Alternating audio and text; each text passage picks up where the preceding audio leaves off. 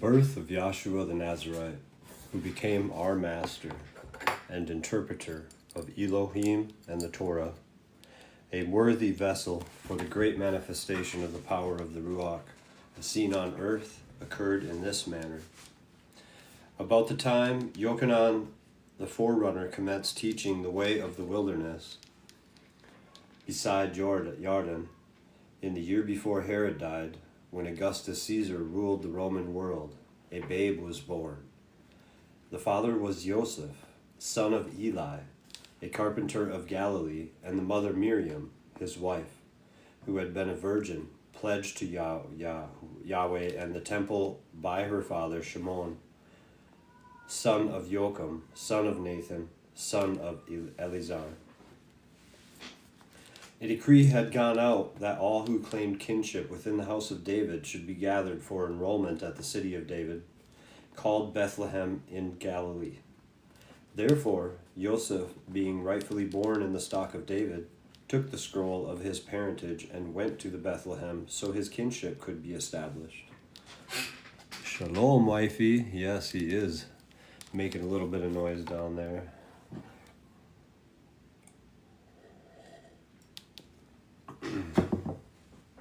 Now, Miriam, being then heavy with child, longed in her heart to be among her kinsmen, and she prevailed upon Joseph to take her, for Bethlehem was only a day's journey from them. The two, with a servant, came to Bethlehem at eventide, but because so many had gathered, the inns were filled. Then, as Miriam's time was close upon her after the journey, a man took pity on her and provided a cave used as a stable. There the travelers found shelter and rest. Shalom. This chair makes funny noises. Shalom, everybody. That night, Miriam's labors came upon her, and she suffered the pangs of childbirth, and cried out in pain. Nearby some shepherds were tending sheep, for in the midst of so many strangers these needed protection, and hearing her cry went to help. They provided a shepherd's basket which was filled with straw, and placed it in the manger, and the newborn babe was wrapped in the clothes brought for him. After 8 days had elapsed, the child was named Yeshua, meaning one who delivers. For an angel of Yahweh had appeared to Joseph in a dream, saying, "That which lies within Miriam, your wife, is filled with the power of the Ruach HaKodesh, and will respond to the hopes of men."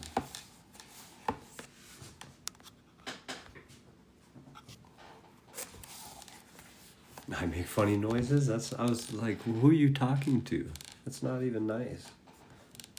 You hurt my feelers. Shalom. Later, men called him Yahshua, and because he filled their hopes and was anointed with the power of the Ruach HaKodesh, he became acknowledged as the Messiah. Now the stable was against a hill, behind an inn where sages from the east were staying, men of Sastera, wise in the books of heaven, and of Nimrod, who carried the cross of fire. So Joseph sent for them, requesting they come and foretell the child's future, for such was the custom. One of the sages said, "It is strange indeed, for this child is born under no usual star, but under one that is a star in appearance only, and not in nature, having a power not in the other stars. He is destined for greatness and will motivate events touching the lives of all men." And you notice stars, represent angels in heaven. So that's something to think about when reading that verse. As we all know that what the Messiah was prior to him coming as flesh, that has very big importance on the star that was only in appearance. He is the one morning star, the bright and morning star. When word of this was passed around, there was much excitement among those belonging to the house of David. And many, remembering the prophecies of Yochanan, for they had passed his way, wondered in their hearts, "Is this not he who for whom we wait the consolation of the Yehudim, and the deliverer of men?" This displeased the people of Bethlehem, who awaited another deliverer. When the sages spoke of the matter at their journey's end in Jerusalem, and word came of the excitement among those of the house of David in Bethlehem, there was great consternation among the priests and learned men. They tried to discover where the babe was, but sages answered deviously and said, "His star points towards the east." An elder of the house of David, attending the blessing of the child on the 8th day, lifted up his voice and declared, "Surely this is he who has been promised to redeem us out of the hands of evil. This is he upon whom the power of the Ruach HaKodesh will descend, bestowing strength, compassion, and wisdom. Surely he will rule in the kingdom of Elohim."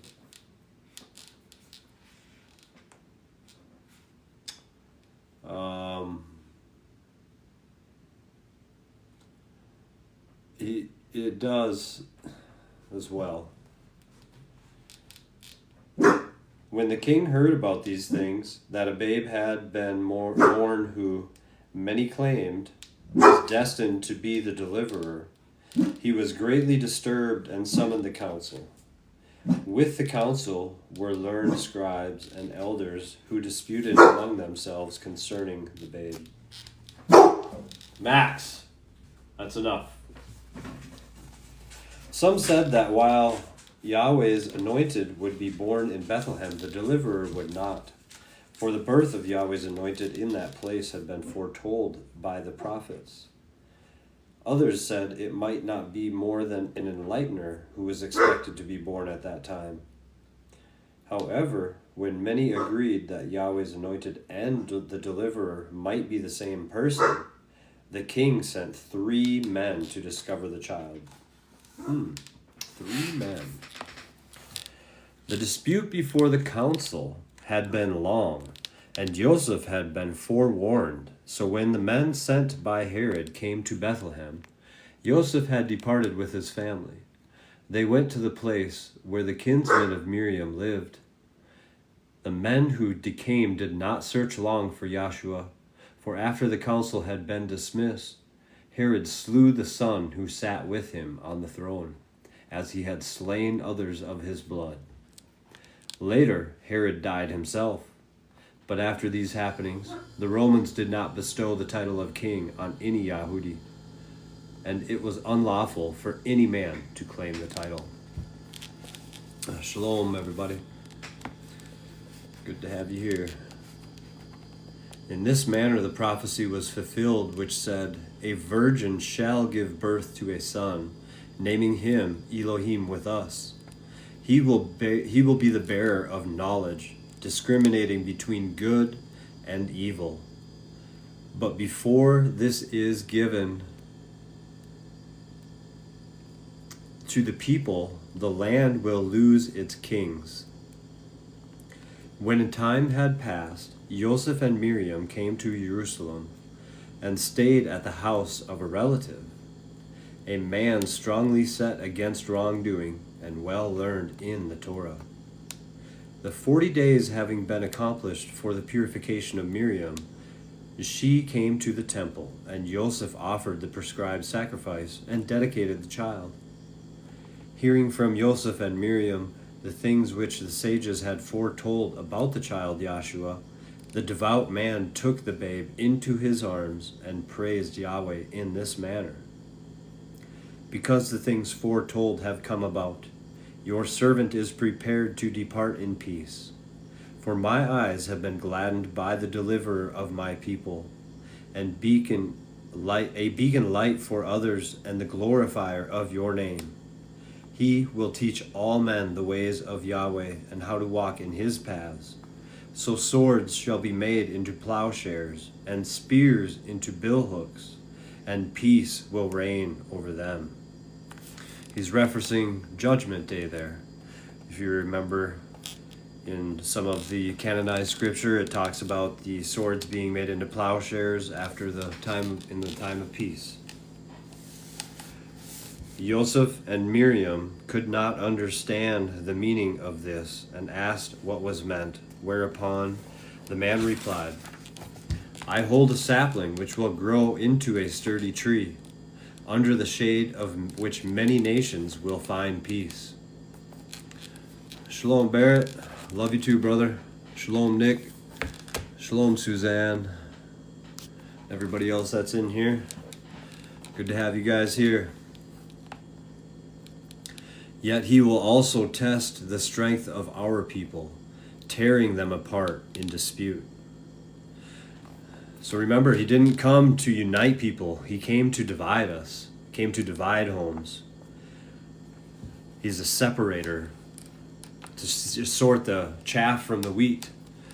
He comes as a separator, dividing the sheep from the goats, showing each his rightful place. He will place a sword in the hands of the weak and strengthen them, and the ungodly will be smitten. He's going to place a sword in the hands of the weak. It's giving them the word, giving them the strength through the word. And that's how they'll be strengthened, is by following his will and the blessings and power that they will receive from the Ruach that they receive. After complying with the requirements of the priestly law, Joseph and Miriam returned with the infant to their home in Galilee, a small place in a hollow at the foot of a hillside. There the child grew up, developing a strong body, a keen mind, for he was strangely talented. He was wise beyond his years, and deft with his hands, and when old enough, he began learning the craft of plow making. Oh, let's see, I'm on chapter 1, verse 20. I just read verse 21. Our words are power, absolutely. And more power than anything our hands can do, actually. You can have some amazing power with your words. So it says he was a plow maker, all right?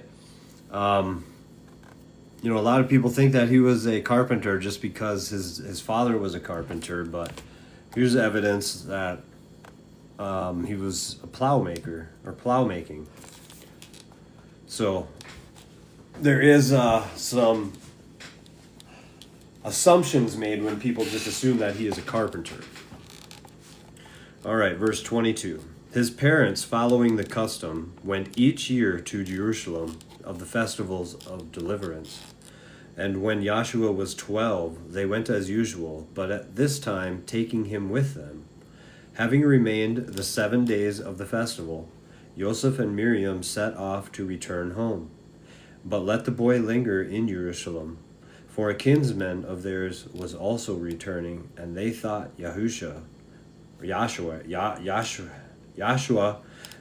get confused looking at it when I'm just reading along sometimes, was in his company.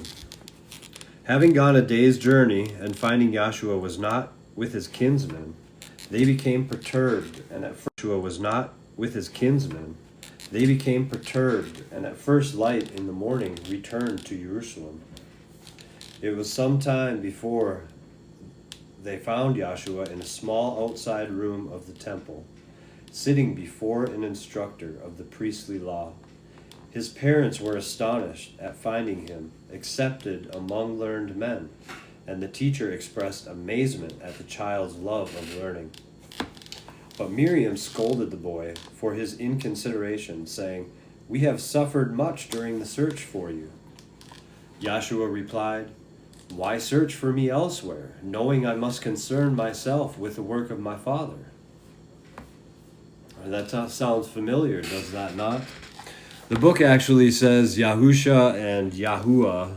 That's the revisited names or restored names that they put in here, but I prefer to use Yahshua and Yahweh So I just say it myself. I correct it myself, but it slips me up once in a while.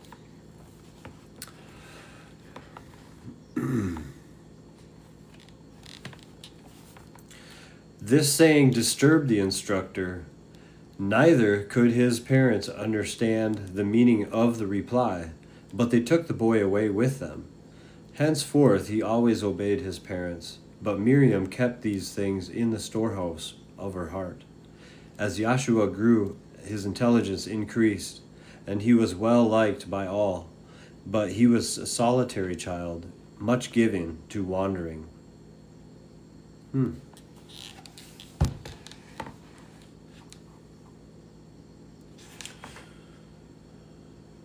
I was a solitary child. We still love you. That's good. I can see the difference in my two boys too, how there's solitariness in one and there's a complete difference in one and the other, and I wonder if my one isn't being called a little bit more than the other. It seems like he's being put through the test a little bit more than the other one. When they're that close in age, you can really see the difference. All right, chapter 2. Yosef died when Yahshua was a youth, and at the time working as a craftsman among the Kenites. See, there it was, he was a craftsman. Or I wonder if that's talking about Yosef. Anyways, and after Yahshua had been away a long time, he returned to the house of his brothers. One day, while he worked under the shade of a tree, they came to him and said, "Out in the wilderness by Yarden, there is a man who cleanses people by immersion in water. He claims strange knowledge and calls himself the Forerunner. We are going to see what he teaches." Yahshua said, "I have heard of these things, and surely, as the son of our forefather, Yeshai, thank you very much. Everything will be all right.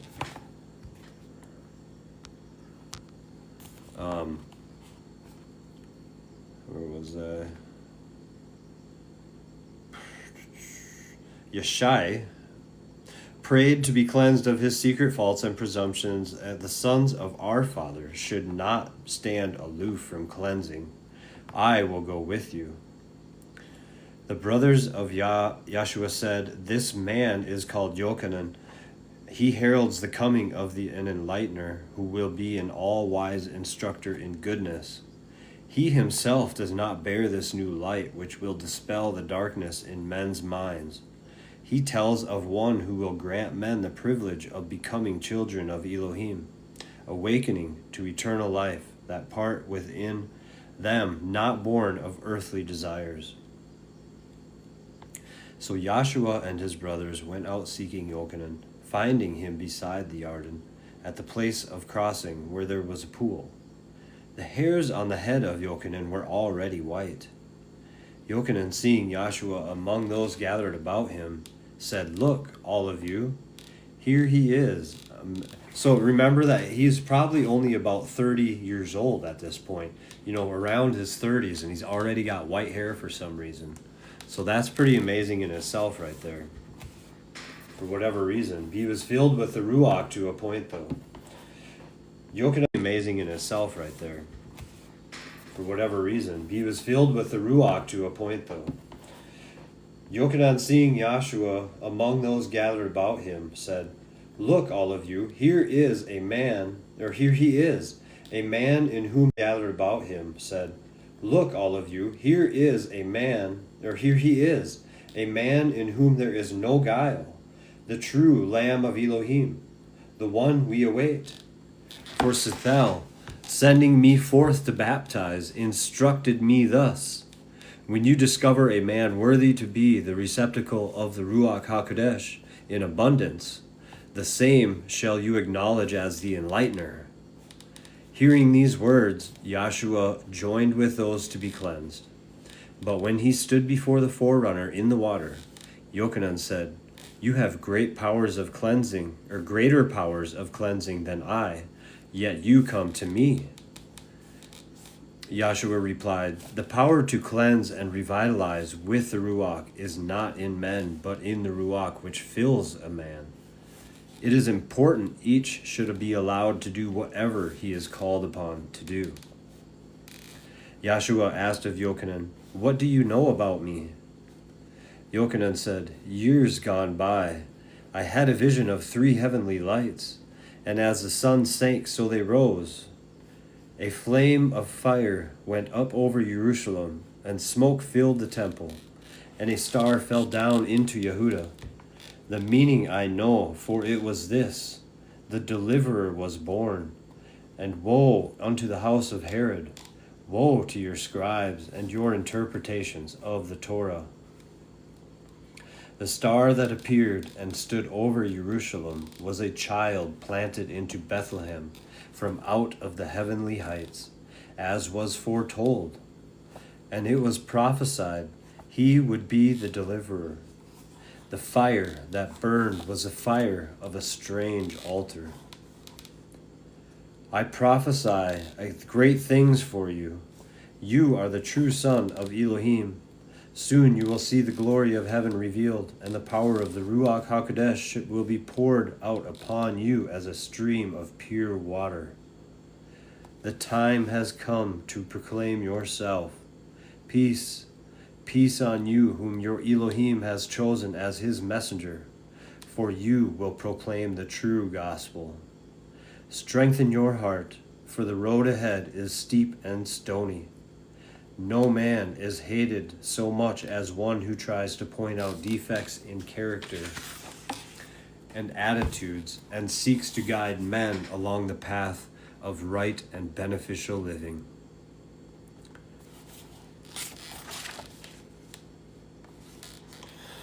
I have not heard from Mike at all yet. Shalom, Candace.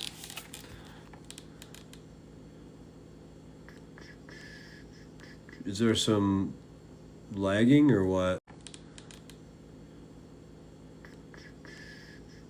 Is there some lagging or what? Is there some lagging or what?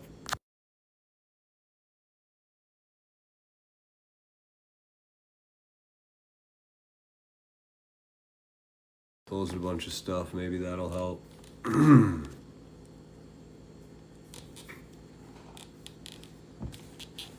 right. Hopefully that'll help.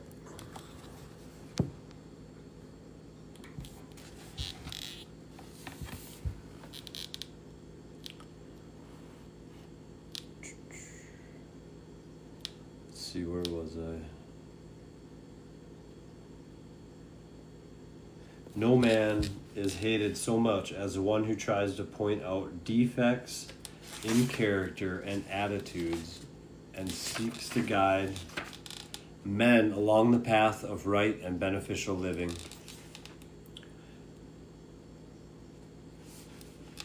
That's the path that we're going to have that's going to be tough for us as we try to stay true in his word and seek out the people that are doing that and guide them. We're going to be hated by the people that don't want to do it. And we have to pick out those defects in their character and attitudes so that we know to stay away from them. And we know to keep them out of our lives. Hopefully the lag is better. Then Yochanan took Yahshua down to the river and baptized him, and he was overshadowed by the Ruach HaKodesh, and became fully filled, overshadowed by the Ruach HaKodesh, and became fully filled with its power. So his face glowed. And the people wondered and were bewildered, for they did not understand. Yet the face of their forefather Moshe had also glowed after he had been in the presence of the Ruach HaKodesh of Yahweh. That sucks. Of the Ruach HaKodesh of Yahweh. That sucks.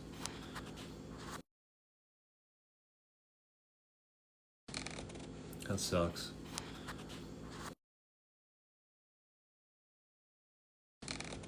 That sucks.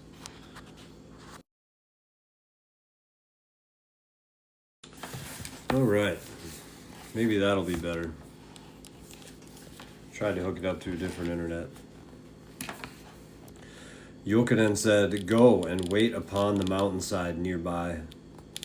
Later, Yochanan went to join Yahshua and told him that he was the anointed one, but should not yet make this known to the people.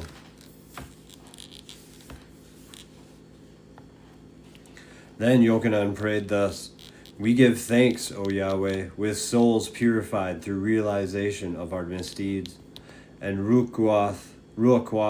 thanks, O Yahweh, with souls purified through realization of our misdeeds, and ruachath, reaching upward to commune with you. It is by your power alone we have seen the light of truth manifested and come to know the secret of your hidden name. In humility we call you by the name of Father, because you have shown us a father's compassion and kindness, and because we know you chastise and discipline us after the manner of a father. You have granted us a freedom of activity that we may enjoy the blessings of life. We have been saved by the waters of your affection. We approach you as the only good and great being, asking only that we be united with you in the waters of the Ruach, and never become separate from the source of life." This is how Yochanan testified concerning these events. On that day the Ruach outflowing from Elohim came with a great surge of power. I did not know this man from others, but seeing him I recalled what I had been told by those who gave me power to cleanse with water. They had said, "When you find someone so filled with the power of the Ruach HaKodesh, he can hardly contain it. You will know him for one who will baptize with the cleansing power of the Ruach HaKodesh.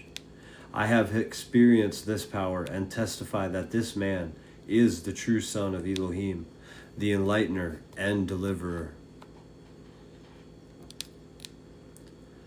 Yochanan left Yahshua on the mountainside, where he stayed through 3 days fasting and communicating with the powers above.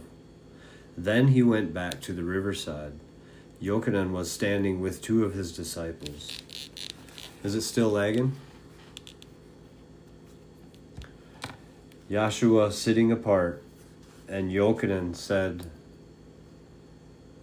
to those with him, "There is the one giving himself as an offering of Elohim, the enlightener of the world and the deliverer of our people." Then the 2 disciples went to Yahshua and said, "Tell us about your teachings. Shall we follow your way or that of Yochanan?" Yahshua said, "There is the way of the wilderness, and there is my way, alike in teaching, but calling to different men. What Yochanan teaches accords with the Torah, even as my teaching. Obey either or both, they are the Torah." From that day forth, Yahshua had power to heal the sick and to do many things. But he went out into the wilderness bordering Yarden, uncertain about his next move. While they are hungry and thirsty, he fought with the flesh, resisting the temptation to go down among the habitations of men and use his powers for selfish ends. Yeah, I can try that and restart the live quick. That might help. Something might have happened when I hasn't done it on your end for a bit. Okay. Anybody else having any troubles? Or is it just Yosef?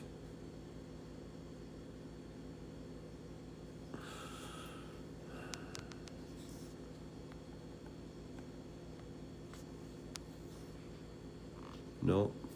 Yes. Trouble here. All right. I'll restart it.